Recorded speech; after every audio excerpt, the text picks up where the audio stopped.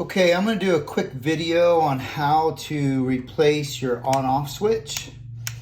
If you found out your on-off switch isn't working anymore, it may be from some employees using it with their foot to kick it on and off. Maybe it's just gone bad over time. You should always only use your finger to turn it on off, nothing else. But if you determine that it's bad, I'm going to show you how to replace it.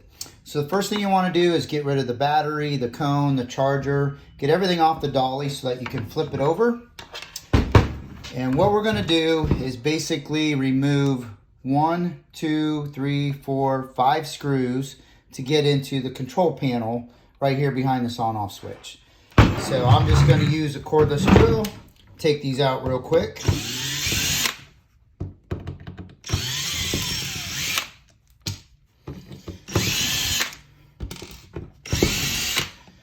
And like I said, this is the easiest way to do this.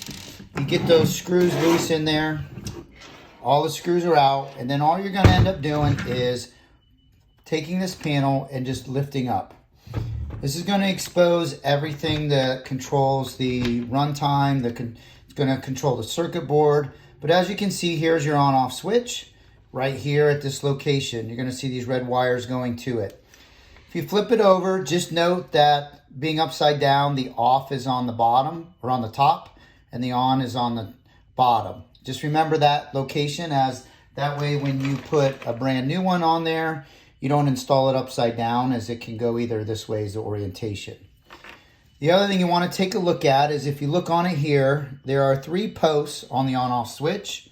I'll show the same thing on this one. You have 3 different posts that you can connect to. You're only going to connect on these 2 posts right here. So if you look at the switch with the off being at the bottom, you're going to connect that one and that one. The very top one goes straight over to the circuit board on the control panel. The other one, as you can see, goes to the panel mount jack, or the switchcraft jack there for the plug-in of the charger. And then it goes also into the feeds where you have the wire at. Best thing to do is, I just grab a pair of pliers, or you could use your fingers. You're just going to pull these spade connectors right off. And that one comes off. That one comes off.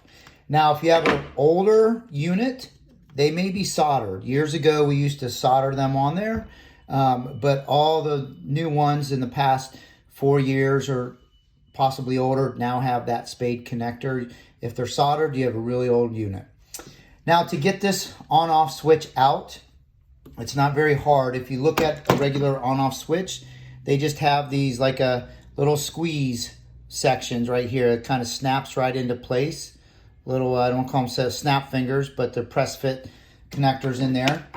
I just take a flathead screwdriver, and all I'm going to do is push in on this to push that in on one side, a flathead in on the other side, and that will get it enough, as you can see here. It's put some space, so I can just grab this and I can pull it right out. So here would be the defective on-off switch. I'm going to grab my new one, make sure it's got the right orientation, and all you're going to do is just basically push it right into place. May have to flip it on and off to get that to seal. And then it's basically the reverse order. You're basically going to put your spade connector back on right where they were previous, on that middle and the top one. Push those in, and then you're going to install it. Put it all back together. Now, all you're going to do is be careful. You may want to make sure you feed the wires in and push this down all in the reverse order. But just make sure you're not pinching any of the wires down in this as you put your plate back together in there.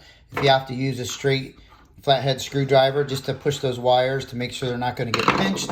There is a pinch point here, I call it. There's a vertical rib right here, and there's 1 or 2 wires that are best to go right in between there, as you see that. So as I put that over here, you might be able to see, put that in. But it's a nice fit, and then at that point it should sit flush. Go ahead and put your screws back on, plug it into a unit, and then you should be good, ready to go. Thank you, and I hope this helps.